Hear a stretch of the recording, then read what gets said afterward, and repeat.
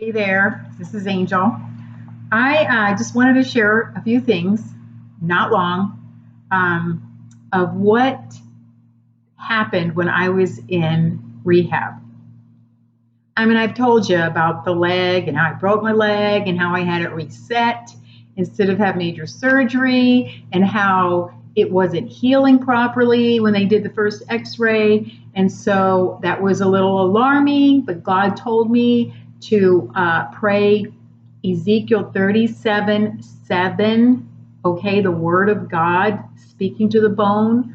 And I was speaking to my bone, just like God told Ezekiel to speak to the bones, okay, the dry bones. Anyway, God told me to do that. Well, God put my bone back because it had shifted. And they kept telling me, well, we can always do major surgery. Anyway, so that was happening, right? Well, I'm praying with Gwen, my prayer partner, pretty much every day while I'm in rehab. And so the book of Haggai just is like burning in me to pray and I'm looking at it, I'm thinking, this is what's happening right now in America. Now, this is, okay, so I got out of rehab March the 2nd. So it's really kind of before the craziness of the COVID thing started, even though it was around, because it actually came up in January and my broken leg was January 22nd. So, the resetting of it was not until January the 29th. Anyway, so I look at the book and it's only 2 chapters, okay? 14 times it has this sentence, the Lord of hosts, which means the Lord of armies, okay? It's in 2 chapters that many times, okay? Now, when you read just the description of Haggai, you know how it describes the book before you actually read the book? This is what it says about them. Okay, this is when the Babylonian exiles, that's in the past, they're now back in the land, okay? And they're supposed to be rebuilding the temple, okay? 16 years, though, went by. Nothing was happening with the temple. Kind of like God put in our president, President Trump, so that the church would have time to do God's business, because we're living. I think you get it now that we were supposed to see when Obama was in there, God was beginning to uncover some stuff then. It was always there, but God was beginning to uncover it. So then we're like so alarmed, we vote for President Trump, which I'm very grateful. He's there. Pray for him every day. And so a lot of stuff is being revealed, right? So we're going along, business as usual. Then all of a sudden, God, whatever you want to call it, allowed it. God does it, whatever he does, it happened. All right, with the whole COVID thing. All right, well, anyway, here 16 years had gone by with the children of Israel back in the land, supposed to be using that time to rebuild the temple, but not doing it. Okay, so they have yet to finish the project. For their personal affairs have interfered with God's business. Okay? So he comes in, this is a prophet Haggai, and he calls the builders, because that's what we're supposed to be doing, building the kingdom of God, to renewed courage in the Lord, renewed holiness, because boy, we need that, of life, and renewed faith in God who controls the future. Okay? So that was Haggai's job right then. Okay, so it starts out, and he's pretty much rebuking the people, saying, is it time for you to be building your houses and doing your own thing when the house of God is desolate? I mean, yeah, you can go to church, you can go to the building. And I used to think I was being critical, but I go to different places looking just for the presence of God and not a religious system. Okay? I couldn't find one. At least where I live, I couldn't find one. So anyway, he was talking about consider your ways. He said it several times, okay? This is Haggai talking to the people. All right. Then he goes on to say, talking to all these things, then he says, I'm going to shake. I am going to shake the heavens and the earth, the sea, dry land. I'm going to shake all nations, and they shall come to the desire of all nations. Okay? So that's the point. Shaking, so that we realize it's not about our 401ks. It's not about our personal stuff. It's about building the kingdom of God. And I don't know all the how to do it, but that's, you find out when you seek first his kingdom, and then everything else will be added, kind of thing. So it's in prayer that you find out all this stuff. So, okay, so I'm now praying this stuff with my friend. Like, I'm looking at this and it's like, Zerubbabel, he's the governor. Joshua, the priest. And then there's the remnant of the people. So there's 3 sets of people, okay? We got government, we've got then the leaders of the church, and then you got the remnant. We're all supposed to be working together. I am not a political person, but I sure had better know what's going on in the government and know who to vote for. And it's obvious you vote for President Trump. If you don't know that by now, you're not really digging to find out the truth, because you can listen to CNN and you can listen to all the other whatever channels and online and all this stuff. It's crazy what they are saying about this president. It's lies, lies, and then more lies. And you just need to look for yourself.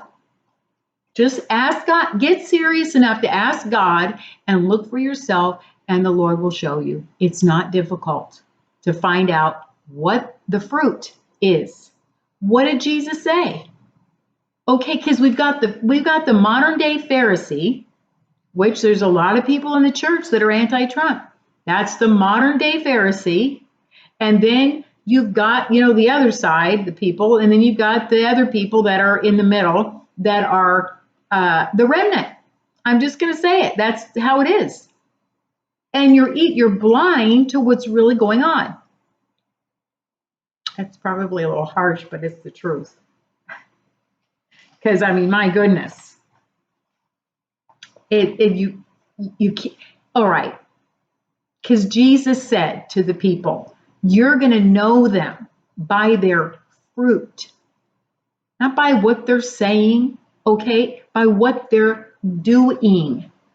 And so all you have to do is look at all the things that President Trump has done, and then it's not hard to see what's really going on.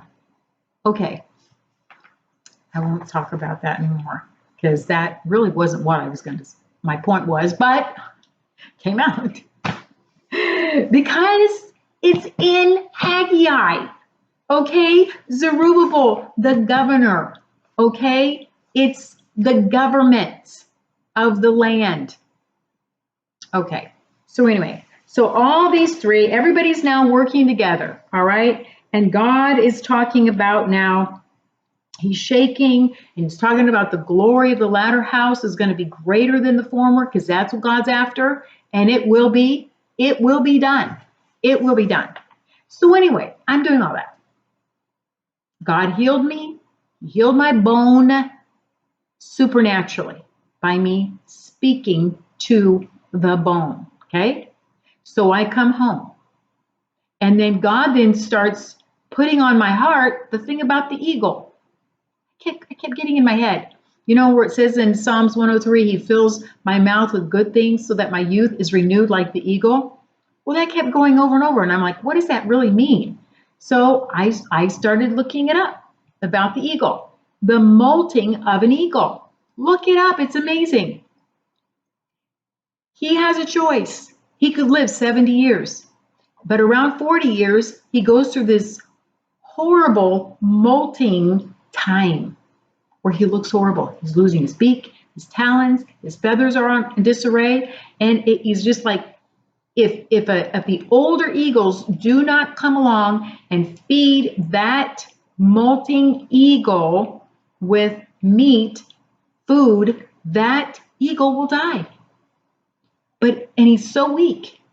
And so he's got to fight to stay alive. Well, God, and by the way, once he's done through that season of his life, the molting season, it's like the bird, the eagle is reborn. And so I'm thinking this, Lord, this is what's happening to America. The eagle, we're going through this molting, and you're going to transform it in a good way. He's getting rid of all of the corruption. You see it. You're seeing it. It was already there. Seeds were already there.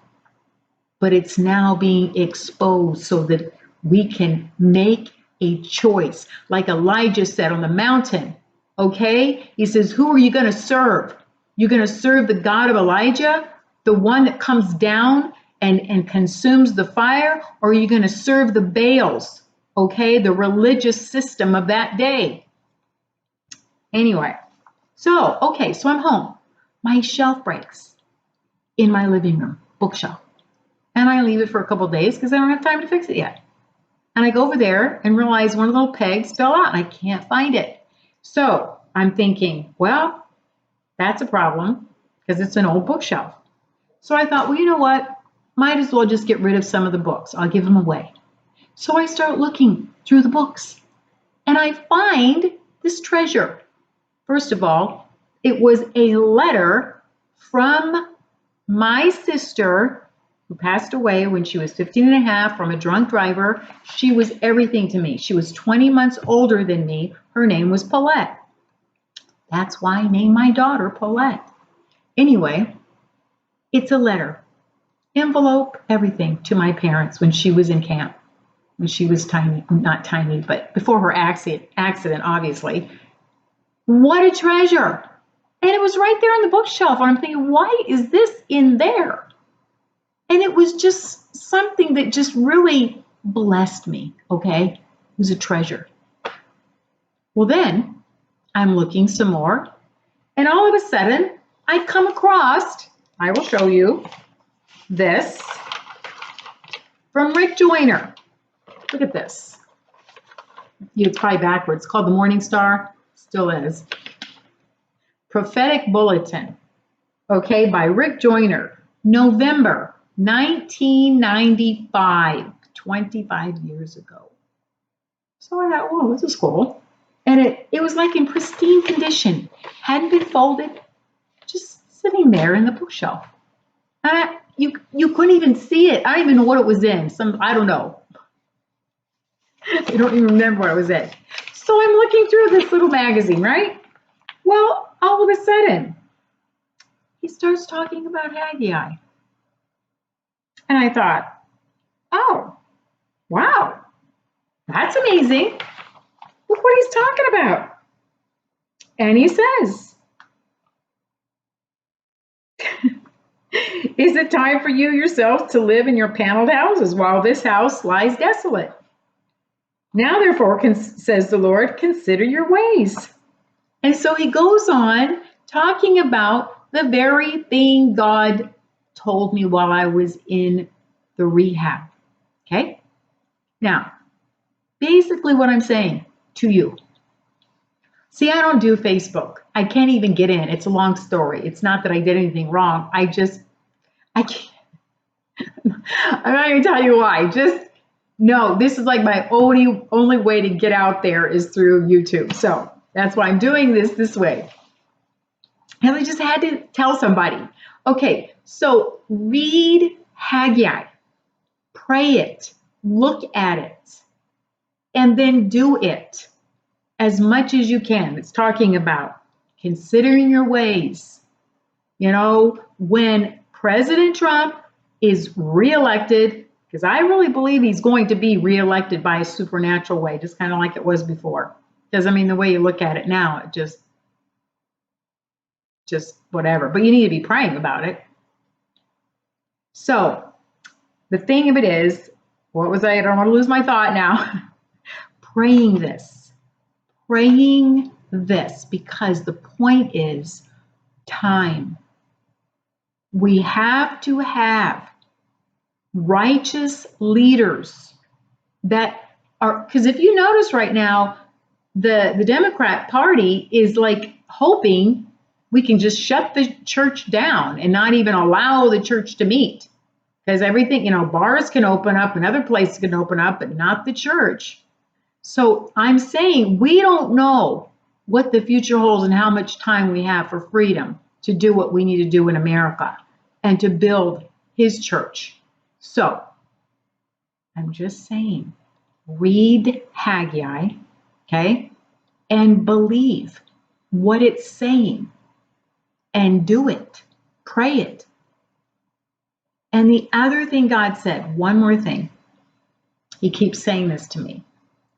When Jesus walked the earth, he was confessing all the time who he was, what his mission was, what his future was. He was saying it. He's our example. God's been speaking to me to do this. We need to confess to ourselves who we are. Get over the whole false humility thing. This is who you are. This is what you're supposed to do. And we all have a part to play. And I know we can get so distracted, but we can't. It's too important. It's too late.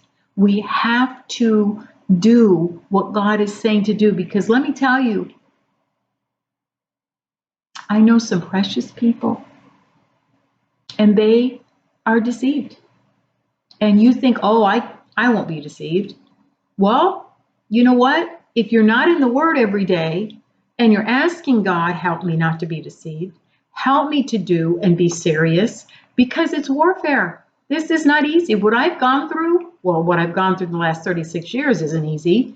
Because remember, I'm paralyzed from my chest down, okay? And he told me the church is paralyzed. I've been praying for the church for 36 years, and I believe God's heard me. And I believe that I've been praying for the White House for so many years that the corruption would be exposed and dealt with and removed.